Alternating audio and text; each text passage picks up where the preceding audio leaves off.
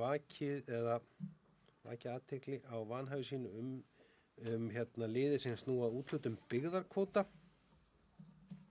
í fundagerðunum þar sem fyrirtæki hans nýtir slíkan, hefur verið í slíkum kvóta, nýtingu á slíkum kvóta og ég tel svona þó kannski felist ekki í þessu samþykki, þannig verið einfaldlega að ganga frá að taka fyrir umfjöllun sem sveitarfélagi svo í samskiptum matvælaráðuneytið regluverk að þá sé í ljósi þess samt eðlilegt að við tökum þá liði til umfjöllun og afgreiðslu sérstaklega og eftir fundagerðun og Elís víkur þá. Þannig að þó kannski sé farið langt í vanhæfni túlkunni, þá skil ég samt hvað hann er að hugsa þegar hann vakti athygli á þessu. Þannig að við göngum þá til dagskrár og fundagerðir Bæjarráðs eru þá fyrstar tvær, þá undanskildu lið 7 í 882 og undanskildu lið 6 í 883. Tökum þá hér eftir. En orðið er laust, Ragnar Sigurðsson er báðum orðið, gerðu svo Ragnar.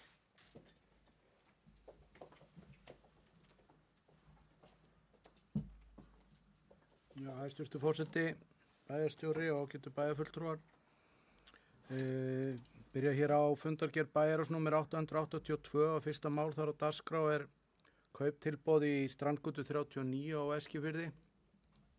Hús sem áður hýsti skrifstofur Eskju og þarna voru að taka fyrir kauptilboð sem okkur barst í eignina og það kauptilboð er með þeim fyrirvara að samþykki liggi fyrir að eigninni verði breytt í íbúðarhúsnæði og bæjarstjóra og fjármálastjóra var falið að ræða við tilboðsgjafan en þetta er eign sem hefur verið lengi í söluferli hjá okkur og erindið er jákvætt, það er vöntun á minni íbúðum á Eskifirði og ég vona að þetta samtal leiði til þess að við komum eigninni úr okkar höndum og í einhverja svona uppbyggingu eins og þessa.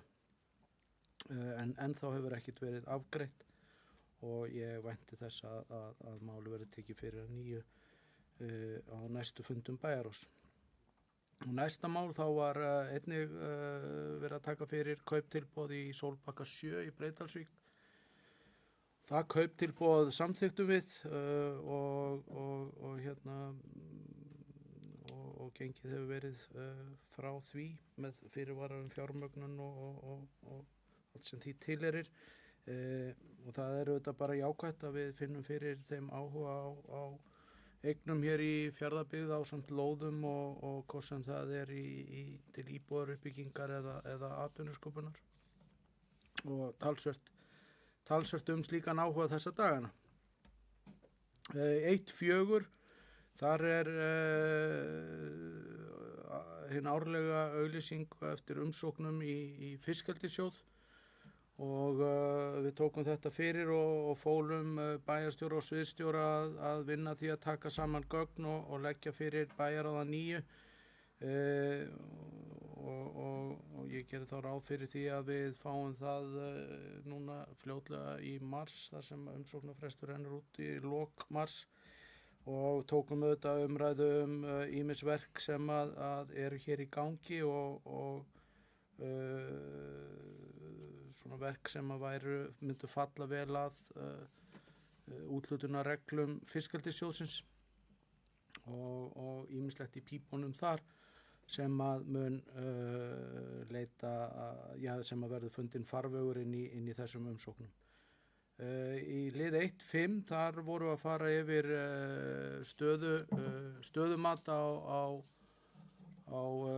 ástandi eigna og samfélags eftir óveðri sem var hér 5. og 7. febrúar og ljóst að þarna varð gríðarlegt tjón bæði á Stöðvarfirði og það er svona sá byggðakjarni sem varð langverst úti í óveðrinu en einnig varð Vattarnes fór bílið þar mjög illa jafnframt og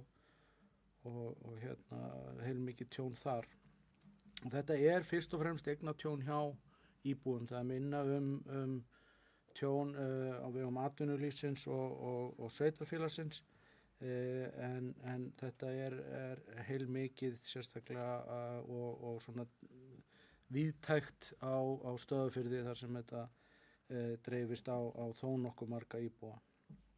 En bæjarráð þakkaði öllum sem hafa tekið þátt í öllum aðgerðum á Stöðvarfirði og hafa unnið að hreinsunarstarfi og björgunaraðgerðum á meðan óveðurinn stóð og bjargaði því sem að hægt var að bjarga meðan að allt lék reiði skjálfi í samfélaginu og kunnaði þeir miklar þakkir fyrir. Í liður 1.6 er breyting á deiliskipulagi miðbæjar Reyðarfjarðar, Ægisgata 6.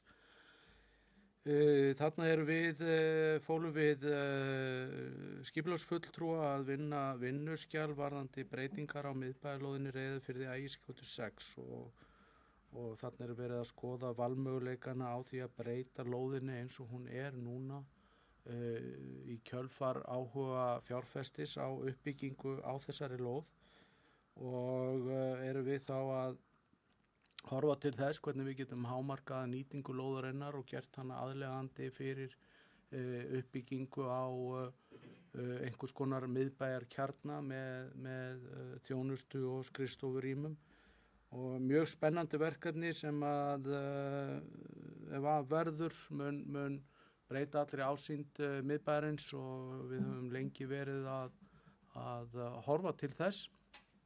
Við erum með fyrir framan okkur aðalskipulag miðbæjar Reyðarfjarðar og höfum auðvitað alltaf haft það fyrir augum að reyna að ná að stíga einhver skref og þarna er þá komið erindi sem er vissulega í þá átt og mikið fagnaðarefni að þessi áhugi einn og sér sé til staðar. Hann er hérna eitthvað sem er til þess að gleðjast yfir og væri mjög farsælt skref að stíga að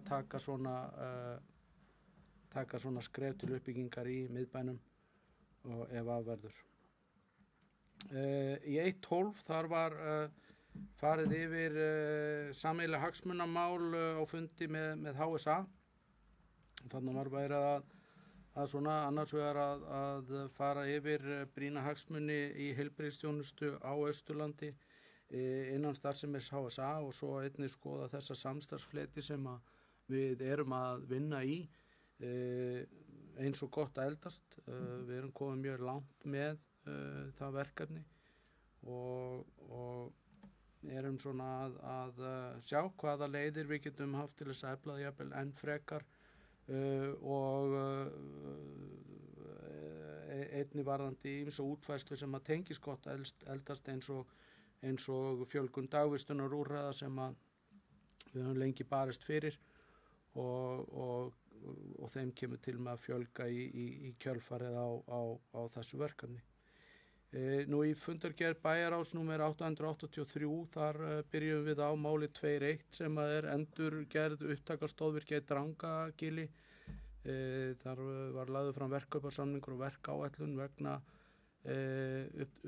upptakastofvirkjana og bæjarstjóra var falið að ganga frá samningum og verkáætluninni í samráði við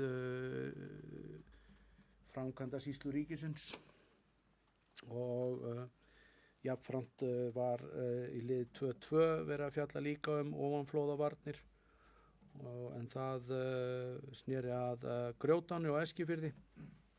Hönnun er þar lokið á ofanflóðavörnunum og liggur ljóst fyrir að þörf á uppkaupum á eignum til að rýma fyrir varnarmannvirkjum og bæjarráð hefur samþykkt að hefja það ferli og munum við tilnefna matsmenn í mat á eignum til uppkaupa. Lið 2.5 þarna var verið að taka fyrir endanlega samning við Pieta-samtökin og vísað til bæjarráðs frá fjölskyldunefnd og þarna er verið að ganga frá samningi og samstarfi við Pieta sem felur það í sér að þau munu koma hingað og vera með fasta viðtalstíma í sveitarfélaginu. Jafnframt munu þau hefja kynningarstarf bæði til þess að kynna þessa viðtalstíma og jafnframt lýst yfir áhuga að vera með fræðslu hér í samfélaginu og það óbúslega skemmtilegt eftir að hafa átt fund með Pieta-samtökunum að finna fyrir þessum mikla áhuga að hefja starfsemi hér og þurfti engan sannfæringamátt til þess að fá þau hingað. Þau voru höfðu þennan áhuga og voru einbeitt í að koma hingað og hefja starfsemi hér og við auðvitað tökum því fagnandi. Þessi viðvera ein og sér auðvitað þekking inn í samfélagið og stuðningur frá þessum samtökum sem veitir mjög sérhæfða og öfluga þjónustu og verður mjög gott að geta boðið þeim hingað formlega og þau verða hér með fund í næstu viku. Ég hvet alla íbúa til þess að mæta á þá kynningu og hún auglýst á vefnum og samfélagsmiðlum og í framhald af því verður síðan þessir reglubundnu tímar og þeir verða auglýstir líka sérstaklega. Svo liður 2.10, þar fengum við kynningu á áskýrslu FabLab og það auðvitað gaman að sjá hvað fjölbreytt og flott verkefni unnin orðin í FabLab sem var 10 ára á síðasta ári og við nýbúið að endurnýja samningin FabLab í Verkmenntaskóla Austurlands. Og þar var hann ekki bara endurnýjaður, heldur var hann betrumbættur og festur meir í sessi og það kom í kjölfar atbeina bæjarráðs og samtali bæjarráðs og skólastjórnenda við ráðuneytið og mjög gott að það sé komið í fastar skorður því þetta eins og ég segi mjög skemmtilegt og gott verkefni. Svo hér liður sem 2.12 yfirlýsing frá miðstöð sjúkraflugs á Íslandi og þarna voru við að ítreka fyrir bókanir okkar vegna ástandið sem hefur skapast á Reykjavíkurflugvelli vegna lokana á 2 flugbrautum og það í rauninni óþolandi að við þurfum enn og aftur að vera bóka þetta mál og vera í rauninni í þeirri stöðu eins og bæjarstjórar vöktu athygli á, meðal annars okkar bæjarstjóri vakti athygli á í grein með öðrum bæjarstjórum að við erum stanslaust að reyna að ná eyrum borgarfulltrúa og auðvitað annarra stjórnmálamanna og stofnana á höfuðborgarsvæðinu mikilvægi þess að að Reykjavíkurflugvöllur sé til staðar. Og manni finnst þetta svo sorglegt að þrátt fyrir allar þá umræðu sem hefur verið ár eftir ár að við séum komin í þá stöðu að það sé búið að loka 2 flugbrautum. Og vandinn ekki meira aðkallandi en það að borgin hún farin í útboð á fjarlægingu á trjánum. Það útboð og það auglýsingatími í heilan mánuð. Útboðinu lýkur ekki fyrr en í lok mars. Og okkur verður boðið upp á þetta ástand í heilan mánuð í viðbót. Og ég verð að segja það að mér finnst þetta svo sorglegt vegna þess að það ekki eitthvað tískuyrði þegar við segjum að Reykjavíkurflugvöllur sé lífæð landsbyggðanna. Það ekki tilfinningaklám, það staðreynd. Og mér finnst öll þessi umræða einkennast af virðingarleysi gagnvart okkur samborgurunum sem búum út á landi. Að það sé ekki sjálfsögð krafa að sjúkraflugvélarnar geta haft lendingarstað nálægt spítölum allra landsmála. Mér finnst það í rauninu með ólíkindum. Og við þessi þjóð sem eru almennt atorkusöm þegar að kemur að því að leysa brýnan vanda. Við sjáum það þegar að mikið ber undir eins og í eldsumbrotunum í Grindavík. Við reisum varnargarða og við göngum hratt til verks þegar mikið ber undir. En þarna skal tefja málið með mánuði í útboði á trjáklippingum gagnvart lífæði landsbyggðanna.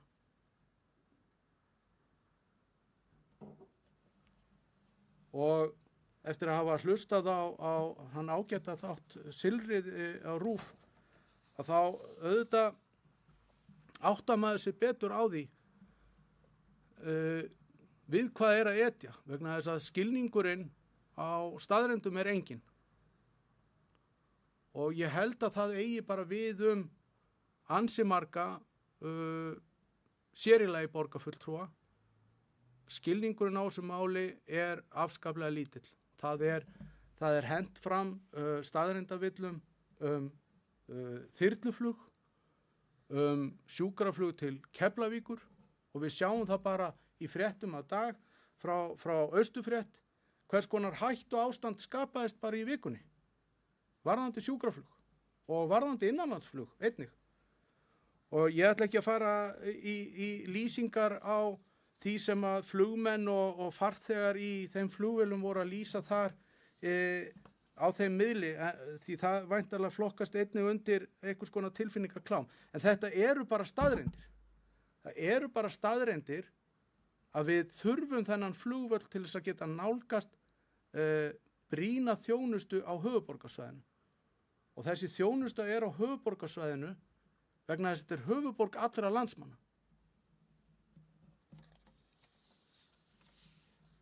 Og ég verð að viðurkenna það, sko, eftir umræðuna í þessari viku, hvort sem það var í þessum dægurmál á þætti á RÚV, eða bara gagnvart því þegar að meiri hlutin slitnaði í Reykjavík, þar sem að fullyrt eins og það sé einhvers konar lítið mál að meiri hlutin hafi slitnað vegna afstöðu ákveðna borgarfulltrúa til Reykjavíkurflugvallar. Þá er gert lítið úr því, eins og það geti ekki verið nægilega stórt mál til þess að slíta meiri hluta. Já, meiri hlutar hafa slitnað undir miklu minni málum. Þannig að ég skil það bara vel. Og fagna því. Fyrir Ragnar, við erum fleiri kveðsljóð sem þið fundið genum bæra á. Stefán Þór Eysteinsson hefur með morði, gerðu svo Stefán. Forseti, bæjarstjóri, bæjarfulltrúar, starfsmenn. Þannig að þetta að koma hérna og fylgja þessu eftir. En ég ætla að gera til þess, ég ætla svo sem ekki að fara í öll málin, svo sem Ragnar næst búin að tæma málaskrána hjá okkur. En bara nokkri punktar sem mig langar að koma inn á. Ragnar svo sem búin að koma ágætlega inn á, byrjum að fundargerð bæjarins 882 og förum í mál 1.4. Ragnar svo sem búin að koma ágætlega inn á varðandi fiskeldissjóðinn. Þarna erum við enn og aftur að fara með betlistafinn í sjóðinn og sjá hvað eru tilbúinir til að skammta okkur í þetta skipti. Það er þetta óþolandi að við séum ennþá á þeim stað í dag að eftir allan tíma að við séum háð því að fara í þennan sjóð og sækja þessa peninga og við svo sem maður eiginlega sakna bókunnur okkar þessar hefðbundnu að slátra sjóðunum. Við svo sem höfum öll verið saman það að það sé eitthvað sem sé nauðsynlegt og þurfum auðvitað að skoða. En eins og Ragnar kom inn á þá ræddum við fjölmörg verkefni þarna sem að við teljum að þessi sjóður geti komið að einhverju leyti og það verður bara fróðilegt að sjá hvað kemur út úr því og allir þeirri vinnu, allir þeirri umsóknarvinnu sem framöndan er og fylgjumst bara spennt með því. Aðeins varðandi mál 1.5 sem var stöðumat vegna óveðurs, ég tek bara undir það sem Ragnar var að segja í því og eins og kom svo sem fram í bókunni þá þökkum við öllum þeim sem tóku þátt í aðgerðum. Ég held að það sé bara mikilvægt að gera það og mikilvægt að við gerum okkur grein fyrir því hvað við erum heppin að búa að öflugu aðgerða fólki og hér í Fjarðabyggð og hvernig líka önnur sveitarfélög eru tilbúin til að aðstoða þeirra á þarf. Við erum bara alveg gríðarlega heppin að því leitum til og ég held að það sé mikilvægt að halda því á lofti. Aðeins varandi erindi 1.9 sem er óskum styrk til afnót af Egilsbúð en þar er leikfélagið Djúpið að sækjum að fá að vera með leiksýningu í Egilsbúð og það er við erum gríðarlega heppin að því að með það við erum með þarna bara mjög metnaðarfullt leikfélag sem ætlar að setja upp þarna mjög metnaðarfulla leiksýningu og mér sýndist að frumsýningin er þarna 14. mars og hvet alla til að til að mæta og styðja við þetta. Það er ekki sjálfgefið að hafa að búa svona ríku menningarlífi eins og við gerum hér, þannig að mæli með að hvetja ykkur öll til að mæta og sýna þessu lið. Aðeins svo inn á fundargerð bæjarráðs 883, lið 25, samningur með Píeta-samtökin. Þetta auðvitað mikið fagnaðarefni að við séum að fá þessi samtök hérna inn á svæðið. Við vitum auðvitað hversu eðlis þessi samtök eru, hversu mikilvæg eru. Ég held að við þekkjum eflaust öll einhvern sem hefur gott af því að leita til þessara samtaka. Gríðarlega mikilvægt að hafa þau hérna á svæðinu og við fögnum þessu alveg gríðarlega vel og eins og Ragnar kom inn á þá verður þessu fagnað með pomp og prakt hérna í næstu viku, 50 og hvet fólk til að mæta ef það hefur tök á því. Svo aðeins inn á fundargerð, mál 1212 sem yfirlýsing frá Miðstöð sjúkraflugs á Íslandi. Við svo sem búin að vera sammála með þetta mál allan tíman og þetta auðvitað bara gríðarlega mikilvægt mál. Þetta ekki lítið mál eins og Ragnar kemur inn á. Við þekkjum þau öll. Sjálfur þekki þetta bara nokkuð vel, bara mjög nýlega hversu mikilvægt það að hafa aðgengi að þessum flugvelli og hver mínúta getur skipt máli í þessum málum. Þannig að það auðvitað gríðarlega mikilvægt. Við höldum áfram að þrýsta á þá aðilar sem að stýra þessu og það auðvitað bara ótrúlega mikilvægt að þetta sé unnið hratt og örugglega og þetta á ekki efni ef svo á ekki að vera, en við auðvitað höldum áfram að þrýsta á þá aðilar sem geta gert eitthvað í þessu og erum samstíga í því. Öll sammála að flugvöllurinn eigi að vera það sem hann er í dag og sjáum eitthvað breyting á því og það þurfa að höggva þessi tré. Meira var það ekki frá mér í bili. Takk. Það verið Stefán, vilja fleiri kveðsljós. Ragnar Sigurðsson er með orðið. Gerður hlöðakar.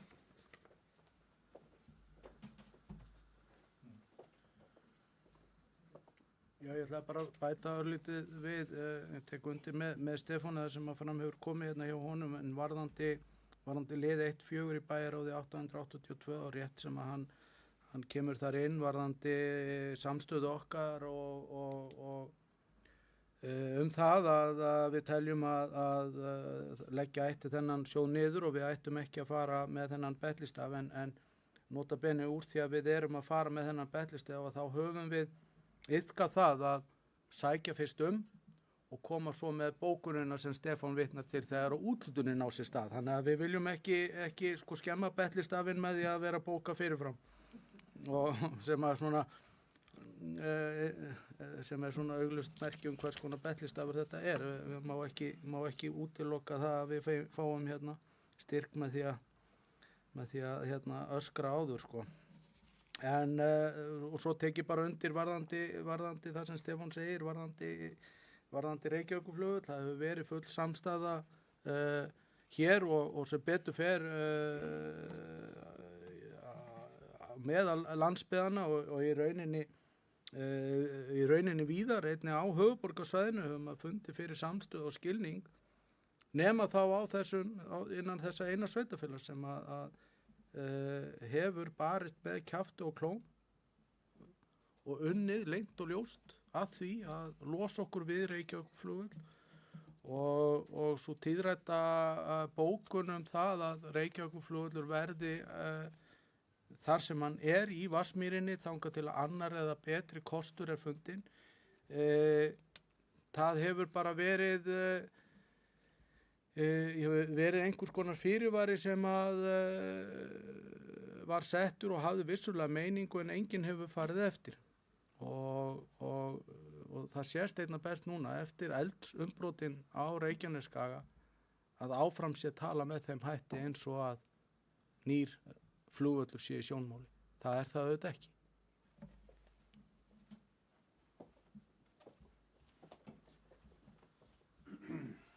Takk fyrir Ragnar. Fleiri kveðsljós. Elís Pétur Ilsson gerði svo vel. Orðið.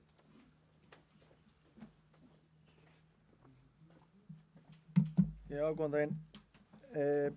Forseti, bæjarstjóri og aðrir kjörnir fulltrúar. Mér langar aðeins að fara yfir þetta flugvallamál líka.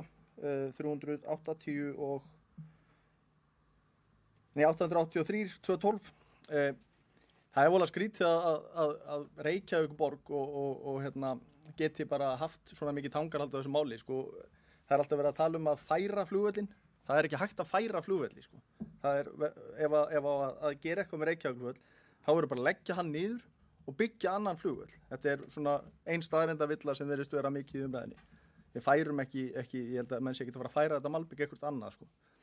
Og ekki byggingarnar þannig að það sé, hérna, það hefur nú ekki verið það mikið gert bara fyrir, út af óvissun, út af staðsetningu flugvallarins, þá eru nú byggingarnar fyrir aðal hérna, flugvallin til höfuðborgarinnar okkar, það eru náttúrulega bara til skammar, hvernig, sem sagt, flugbyggingarnar eru. Það hlýtur að vera svona, það verðist vera ábóðslegt skilningsleysi í Reykjavíkurborg hvað þessi flugvöllur er okkur mikilvægur. Ekki bara sem sjúkraflugvöllur, heldur líka bara aðgangur að þjónustu, skólum og fleiru. Við erum búin að byggja, sko Háskóli Íslands er þarna rétt við flugvöllunum, Háskólinn Reykjavík sem við virðumst þurfa að drita niður skólunum í höfuðborginni. Mér sýnist sko tækniskólinn þá að fara að byggja hann nýjan tækniskóli í Hafnarfirði. Ef við horfum til Norðurlandana þá erum við ekki að hlaða öllum skólunum á Norðurlöndunum. Danir og Svíar og Normenn hafa ekki verið og Bretar og Bandaríkjamenn ekki heldur. Þeir eru ekki að hlaða öllum skólasamfélagunum sínum inn í stórar borgir, niður í miðbæ borga eins og við höfum verið að gera. Það hefur verið, maður skilur stundum ekki okkur er ekki meiri uppbygging í sambandi við skólasamfélagið á öðrum stöðum. Sko flugvöllurinn hann er gríðarlega mikilvægur fyrir okkur. Við eigum að standa vörðum hann og ef hann á að fara, ef það á að leggja þennan flugvöll niður, þá hlýtur Reykjavíkurborg að þurfa að borga bara fyrir það eins og nýr flugvöllur kostar, því að það er ríkið sem á þennan flugvöll, ekki Reykjavíkurborg. Ég vil bara koma þess að, takk. Gafrilis, vilja fleiri kveðsljós? Ég ætla að koma hér inn á örfaatriði. Það er svo sem kannski ekki mikið sem það er að fylla upp í það sem búið að ræða hér. Við erum svona öll á svipuðum nótum í því sem við erum að tala úr þessum fundargerðum. Kannski aðeins bara að fá að vekja athygli bæjarfulltrúa á nokkrum liðum. Það náttúrulega fyrst liður 3 í 882 umsókn stofnframlag. En Húsnæðis- og mannvirkjastofnun var að opna fyrir umsóknir í stofnframlag árið 2025. Og við höfum sótt í þessi framlög síðustu ár og staðað þó nokkur uppbyggingu á þeirra grundvelli sem hefur komið sér vel og við munum halda því áfram. Við erum að vinna á grundvelli húsnæðisáætlanir og munum sækja í stofnframlög núna. Svo kemur í ljós hvort að við fáum úr því eða ekki. En við höfum verið að vinna töluvert mikið að þessu og þetta hefur verið þetta hefur skilað sér vel inn í Fjarðabyggð. Þetta er þá að tala stofnframlög, það sem við erum að byggja á grundvelli Brákar, húsnæði sjálfseignarstofnunar sem við eigum í ásamt öðrum sveitafélögum. 32 ég maður rétt sveitafélögum sem eiga í Brák. Við hafa ekki fleiri bæst við á síkastið. Þá líka svona vil ég bara nota þetta tækifærið eins og aðrir hér í stöðumat vegna óveðurs, þar sem við fórum yfir svona eftir það veður sem gekk hér yfir og þetta skall hvað harðast á Stöðvarfirði og síðan náttúrulega á Vattarnesi eða bænum Vattarnesi hér út með Reyðarfirði og svo sem tók í á fleiri stöðum þá kannski helst á Breiðdal þó að hinnir þéttbýliskjarnir færu svona fyndu minna fyrir þessu að þá sýnir þetta náttúrulega bara þetta veður líkt og áður að svona, ég segi ekki breytingar en enga síður við vorum vön því og gegnum tíðina er það þegar hraðfara lægðir fara yfir með miklum vind, miklum krafti að við erum að búa við þær lengur líkt og bara veðri hér Reyðarfirði árið 2021 ekki rétt muni hjá mér sem það gekk yfir, það var 22 tímilíður svo rætt 22 að það sem við vorum bara til mjög langs tíma, margir klukkutíma sem við heldum sama vindstyrk og sem þetta veldur gríðarlegu álægi á allt umfram það að fá svona mikið vindstyrk yfir sig og ég vil nú tækifæri og bara þakka öllum viðbragðsaðilum, náttúrulega þeim sem stóðu vaktina þessu nóttannan dag í slökkviliði Fjarðabyggðar á hlutastarfandi slökkviliðinu á Stöðvarfirði að því að það gekk illa líka að koma til þeirra aðstoð og þetta bara með erfitt að eiga við aðstæður sem þessar. Þú gerir ekki mikið nefnum bara að hemja það sem er að fjúka, menn fara ekki fyrirbyggjandi aðgerði mjög inn í storminum. En þetta gerir það verkum að við sýnir bara einu svona en hversu mikil breyting er og hversu mikil reynir á almannavarnakerfi okkar og hvernig við þurfum þá á samaskapi að taka þann sprett með því og aðlaga okkur þeim breytingum og aðlaga okkar umhverfið að takast á við þessar vá sem við búum við, því að allstar alveg samkvæmt landinu búum við einhvers konar náttúruvá og við þurfum bara að ná að halda sem best utanum allt sem við getum til þess að varna því að hún valdi okkur tjóni og þess að fólkin okkar. Síðan aðeins saman það nú svona ber í bakkafullan lækin að tala um flugvöllin. Það ég held að sé búið að segja allt sem það er að segja um hann og ég svo sem verður bara að viðurkenna það er þetta bara maður finnur svo oft skýrt að fólk upplifir sem er ágefni að fólk upplifir ekki stundum þá miklu þörf þá er talað kannski marga sem búa á höfuðborgarsvæðinu þó að ég held að stærstur hluti þess fólks gerir sér fullkomlega grein fyrir nauðsyn flugvallarins langstærstur hluti þekkir hann og nýtir hann í þjónustunni á í bæði að fara í heimsókn til ættingi og vinátulandi og sömuleiðis taka á móti og gerir sér fulla grein fyrir að flugvöllurinn er ekki að fara neitt. Og það er náttúrulega hálf hjájóklað því ekki stærri borg heldur Reykjavík að það sé ekki pláss fyrir innlandsflugvöll þegar heilu stórborgirnar eru með alþjóðaflugvölli innan sinna hverfa. Og maður getur farið kosmið til Evrópu eða Bandaríkjanna og sé það sem flugumferð er örugglega 100 sinnum meiri nokkuð tíman eða 1000 sinnum meiri heldur en á þessum flugvelli sem þjónustar innlandsflugið og sjúkraflugið. Menn getur svo deilt um hvað þessar þyrlur eiga að lenda sem er í túristaflugi en hitt er náttúrulega bara eitthvað sem snýr að öllu landinu. Og svo eins og Elís Pétur segir, það er kannski bara, ég ætla bara að bæta við það, við höfum ekki byggt sem þjóð marga flugvelli. Við höfum byggt flugbrautir landið, flugvelli höfum við sjaldnast byggt. Náttúrulega flugvöllurinn á Keflavík var byggður í tengslu við varnarliðið að stærstu leyti og þessi flugvöllur Reykjavík var byggður á breska hernum í hernáminu. Þannig að ég held líka að það takast þeirra reikningin að í allri þeirri innviðaskuld sem við erum á landinu við þjóðvegakerfið og margt fleira þá er flugvöllur nýr ekki forgangsatriði. Því hann mun kosta tugir ef ekki 100 milljarða að byggja. Þó að finnist góður staður. Þá er mál að byggja flugvöll með fleiri flugbraut til þess að svara því sem þarf nema þá er förum með til Keflavíkur og þá vitum við náttúrulega að þar erum við komin í þeirra stöð að þá erum við ekki lengur eitt sérstaklega rökstuðning með uppbyggingu stjórnsýslu og svo heilbrigðisþjónustu Reykjavík. Þannig ég held að það væri ágætt fyrir líka stjórnmálamann að veltaði fyrir sig þegar menn tala að það er svo lítið mál að færa flugvöll, það er ekkert mál að færa flugvöll, það er mál að borga fyrir það. Og ég held að við höfum bara heilmikið annað við peningana að gera á næstu áratugum bara samanber ástand þjóðvega núna á landinu, bursi frá nýjum samgöngubótum til þess að bæta við lífsskilyrði, þá er þar miklu meiri þörf á. Þannig að það var bara þetta sem ég, en öðrulega tekið bara undir sem ég eru komið allt sem flugvöllin hefur verið sagt. En gott fólk, orðið laust þessar fundagerir, vil einhvers ljós. Svo verðist það ekki vera, þá ætlum ég að bera þær upp að undanskildun lið 7 í 882 segi og lið 6 í 883. Þeir sem þessar fundagerir saðingja, þess að merki. Það er svo þetta með nýjatkvæðum. Þá ætlum ég að bjóða Elís Pétri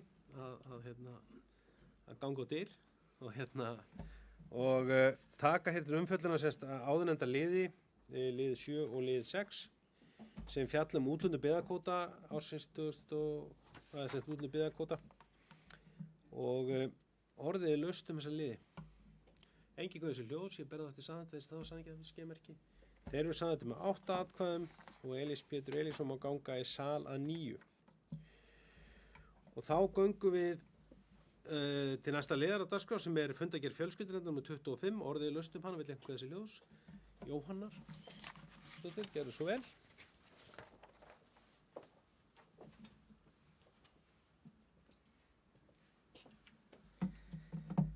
Forseti, bæjarstjóri og ágætu bæjarfulltrúar.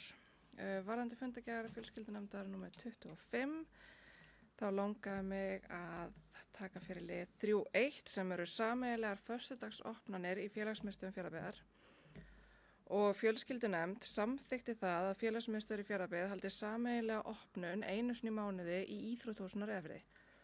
Markmið með þessu er að skapa sterkari tengsl á milli byggðakjarna og bjóða upp á fjölbreytta og skemmtilega dagskrá. En þetta er eitthvað sem ungmennaráð hefur nefnt á fundum okkar og það er gaman að vera loksins að hrinda þessi framkvæmd. En þetta verður tilraunaverkefni til lok skólaárs 2025.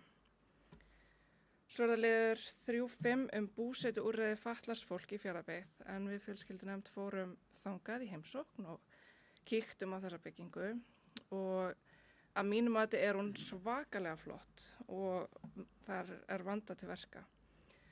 Og þar er bjarst og glæsilegt rými til samveru og já, ég hlakka bara til að sjá hana í notkun þegar þetta verður tilbúið. Takk fyrir. Fyrir Jóhanna, fleiri kveðisljós. Stefán Þór Eysteinsson gerur það.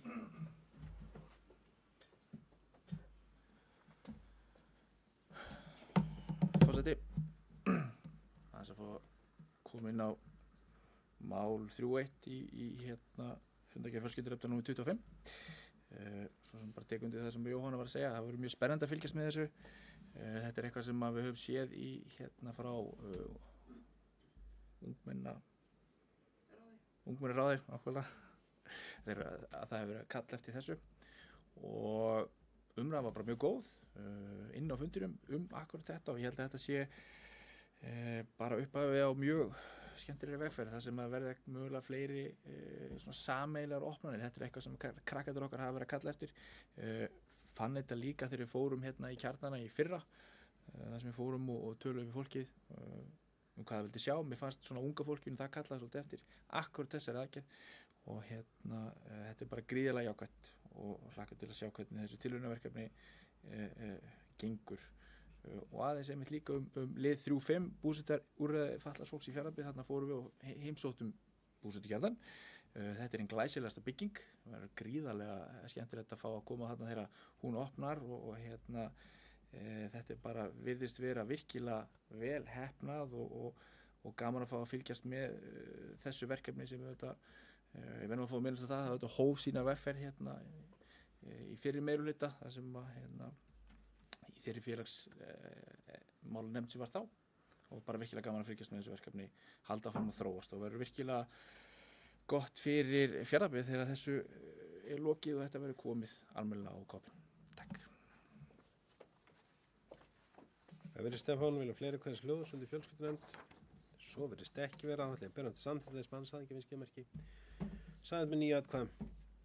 Þá er næst fundargerð hafnarstjórnar númer 322. Orðið er laust hana. Einhvað þessi ljós. Svo verðist ekki vera í bera til samþykkt þess mann saðingafinnskjamerki. Hún er samþykkt með 9 atkvæðum. Og þá er næst fundargerð stjórnar menningarstofu númer 13. Leiðu ekki orðið laust hana. Svo bara koma aðeins inn á þetta hér. Við erum svo sem annars erum að vinna núna í söfnin eru tiltölulega svona framalega hjá okkur núna. Þar býður þetta gríðarlega mikið verk.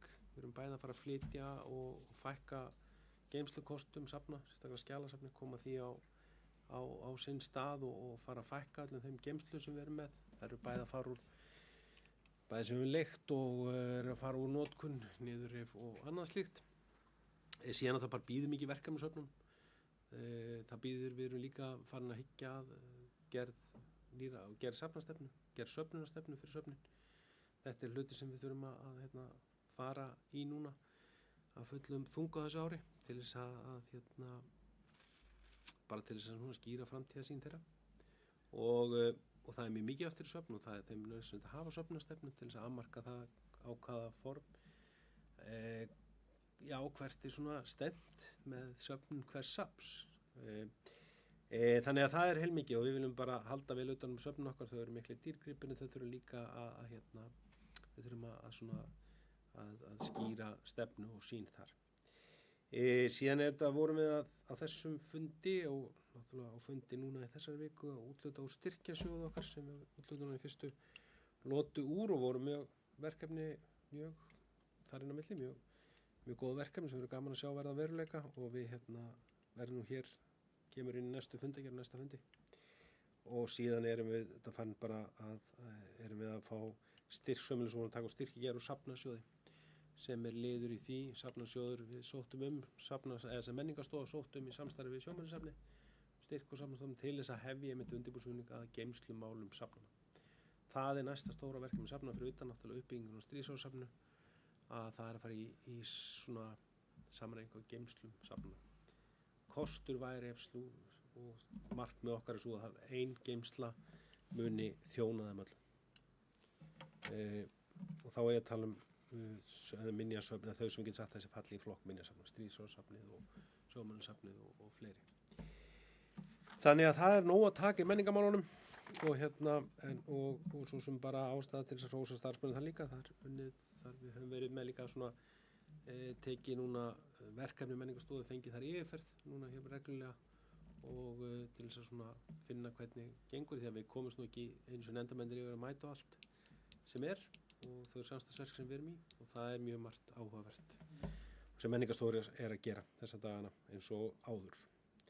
En orðið laust einhvers ljóslega berðan þess að fundagjöfum samþykkt þess að hann samþykkja með skeimerki samþykkt með 9 atkvæðum. Þá erum við komin í reglur leikskóla og þjónustu Fjarðabyggðar 2005 með þessu vísa hér frá bæjarráði til umræðu og staðfestingar bæjarstjórnar en þetta eru breytingar á uppfærð reglur leikskóla Fjarðabyggðar sem taka náttúrulega eins og kemur fram í minnisblaði því sem fylgdi reglunum og bæjarráð tók fyrir á síðasta fundi sínum og samþykkti með 2 atkvæðum að vísa þeim hér áfram. En þannig eru uppfæra reglur til breytinga í tengslu við breytingar á gjaldumhverfi, þannig verið að fella niður náttúrulega eitt af þessum breytist er að falla niður leikskólagjöld þegar að leikskólar eru ekki opnir og svo það tilgreint ásamt því að umsóknar og fleiri breyting þannig eru sem falla að breyting á gjaldskráumhverfinu. Orðið laust þennan lið. Stefán Reistinsson við orðið.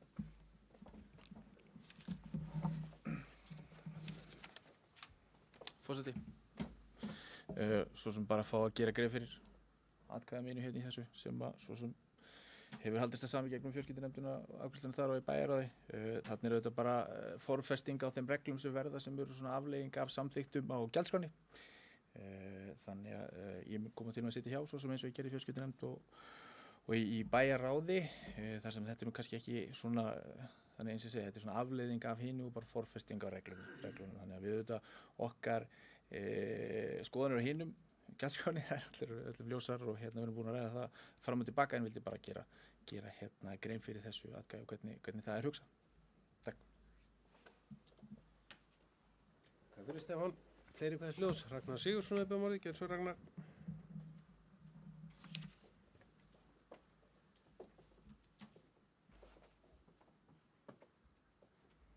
Já, aðeins varðandi reglur leikskóla og þjónustu Fjarðabyggðar og það sem verið að gera hér. Það auðvitað rétt það sem að Stefán kemur inn á. Við erum að breyta reglunum til samræmis við þá gjaldskrárbreytingar sem voru gerðar í kjölfar þess að starfshópur breytingar á leikskólamálum skilaði af sér. Og eins og kemur fram í minnisblaðinu og í rauninni fundargerðum starfshópana leikskólan að þá var nauðsynlegt að bregðast við og hér auðvitað verið að taka inn þær breytingar sem voru gerðar bæði á gjaldskráni og með skráningardögunum og við höfum fjallað hér og afstaða fjarðalistans hefur komið fram og kom núna fram síðast þegar að við lækkuðum skráningardagana sem var svona til að koma til móts við bæði sjónarmið fjarðalistans og sjónarmið íbúa sem að töldu að við værum að taka of stórt skref í gjaldskrárbreytingum og við ákvaðum að bregðast við þeim athugasemdum og lækka þá upphæð. En sko jafnframt verið að setja hér inn í reglurnar sem var ekki fyrir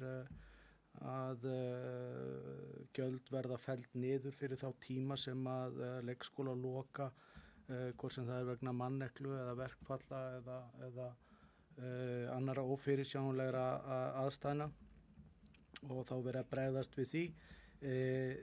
Það er að segja ef lokunin er hálfur dagur eða lengur, þannig að þarna er nú jafnframt verið að formfesta það í reglum sveitarfélagsins, og ég held að þessar reglur séu af hinu góða, og kemur fram hérna í minnisblaðinu auðvitað sem endurspeglaði þá vinnu sem að allir flokkarnir stóðu saman að í starfshópnum og bókuðu meðal annars að það yrði að bregðast við því sem að leikskólastjórar höfðu árabil kalla eftir. Það er aðgerðum sem að styðja við þá sívaxandi áskorun að viðhalda faglegu leikskólastarfi og mæta þar þeim kjarasamningsbundum réttindum starfsmanna, og ég svona verð að segja að það kom mér svolítið óvart að Fjarðalistinn skyldi sitja hjá þar sem að afstaða þeirra gagnvart gjaldskrárbreytinguna hefði alveg komið fram, en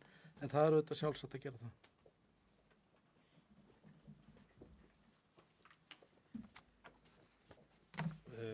Orðið er laust.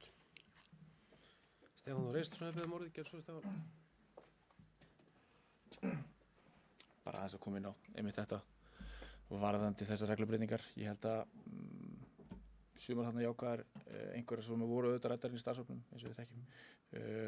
Allar svo sem, en allar ekki auðvitað jákvæðar eins og við teljum, og hefur komið fram í okkar máli fyrir okkur að fara að, ég held að það sé svona rökfræðilegur ómöguleiki í því að við höfum frá samþykkja þetta að vera á móti gjaldskrárbreytingunum, þar sem þetta er algjörlega afleiðing af því, en svo sem eins og Ragnar hefur komið fram, og þá hefur okkar afstæði þessu máli komið fram algjörlega, og svo sem afstæða allra flokki því. Svo sem eitt sem að kannski má ekki gleymast heldur í umræðinni er að það er ljóst að þessum breytingum verður af, þessu meirihlutunum samþykkt það, og þær taka gildi núna í mars.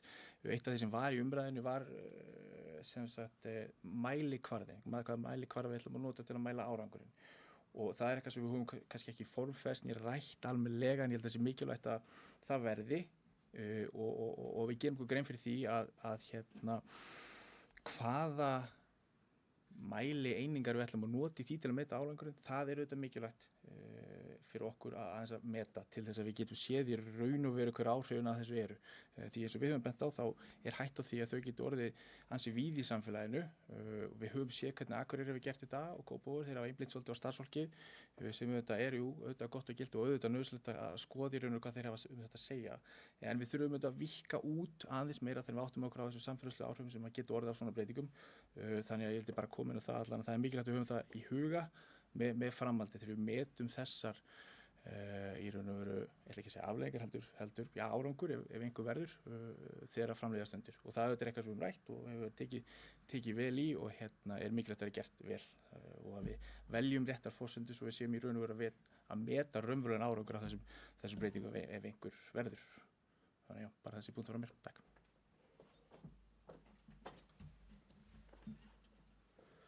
Ragnar Sigurðsson hefur beðið orðið, gerð svo Ragnar.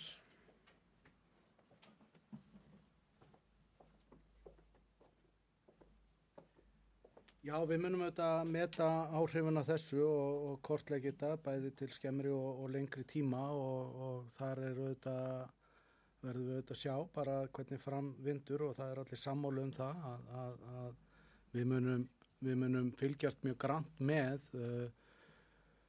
hvernig þessi breyting á gjaldskrár málum, þar að segja við erum að gera kerfisbreytingu, og við þurfum að sjá hvernig hún er að gagnast okkur. Bæði tökum við þá umræðu áhrifin í haust og svo til lengri tíma, og bregðumst þá við ef ástæða þykir til. Þannig að það liggur alveg fyrir. Ég held að það sé óþarfi að fara að útlista það eitthvað nákvæmlega hvernig við mælum það. Það er auðvitað augljóst að mælieiningin er börn og vistunartími. Það er ég veit ekki hvað aðra mælieiningar ekki nema þá kíló, en ég held að það sé auðveldara með þetta bara við börn.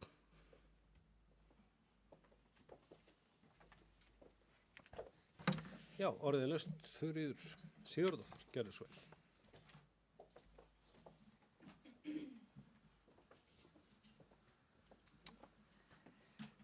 Forseti, bæjarstjóri og kjörnir fulltrúar. Bara rétt aðeins að lyfta því upp þó að hafi nú komið fram. En mér langar að fagna í sérstaklega nýju ákvæði í gjaldskránina sem að tekið fram að gjöld séu felld niður vegna óvæntra lokana í meira en hálfan dag. Ég held að það sé mjög jákvætt skref. Þó að sjálfsögðu að við vonum að þessar breytingar leiði af sér færri óvæntar lokanir. En vísbendingar hafa verið það í öðrum sveitarfélögum og vonum við að það verði raunin hér líka við þessar sambærilegu breytingar. En óvæntar lokanir eins og við þekkjum bæði vegna veikinda eða verkfalla og geta verið mjög sett marga í slæma stöðu. Og einnig finnst mér mjög jákvætt að það verið tekin svo ákvörðun að lækka gjald fyrir skráningardag og finnst mér hafa verið mætt því sem að íbúar töluðum á þeim fundi sem ég satt með þessum breytingum. Takk.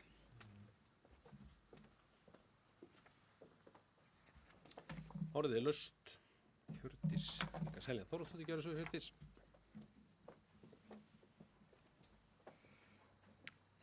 Forseti, bæjarstjóri, aðrir bæjarfulltrúar. Ég var svona, ég bara að taka undir og ég er sammála því sem bæjarfulltrúi Stefán sagði hérna rétt áðan. Og það er einnig mín afstaða, en mér langar aðeins að spyrjast út í ég tók eftir því í þessum uppfærðu reglum að þá hefur klausa verið tekin út sem er í tengslu við, þú veist, að leikskólanámi barna þar sem sagt ljúki í síðasta lagi 31. júlí og þá 1. ágúst og þar til grunnskólinn byrjar þá býðst börnum kostur á því að sækja sumarfrístund með sem sagt nemendum grunnskóla. Og ég bara er með svona vangaveltur í tengslu við þessa klausu, hvort að þetta sé ekki ennþá í boði og það hefur bara ekki verið tekin ákvörðun að hafa það ekki í uppfærðu reglum og hvort að þetta sé ekki þannig að þetta verði ennþá við lýði til þess að dekka þann tíma áður en grunnskóli byrjar. Annað var það ekki, takk fyrir.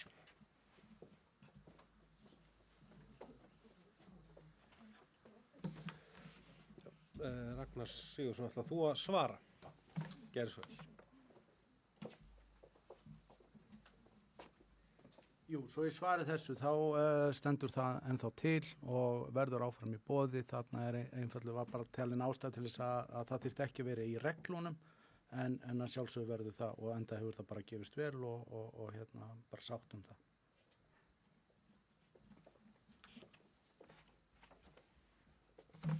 Ég vona að það er svarað. Vilja fleiri kveða sér hljóðs málið. Svo verðist ekki vera. Þá ber ég þessar uppfærðu reglur upp til samþyktar, þeir sem þær samþykkjamerki. Þær eru samþyktar með 7 atkvæðum, einhver á móti, sitja hjá. Fulltrúar fjarlista sitja hjá við afgreiðslu regluna. Þá, góði bæjarfulltrúar, er dagskrá bæjarstjórnarfundar tæmd í dag. Næsta fundar er boðað með dagskrá, þannig að það gefur að skilja. Ég þakka bæjarfulltrúum fundarsettinu og málefnalegri umræður og segi fundi slítið.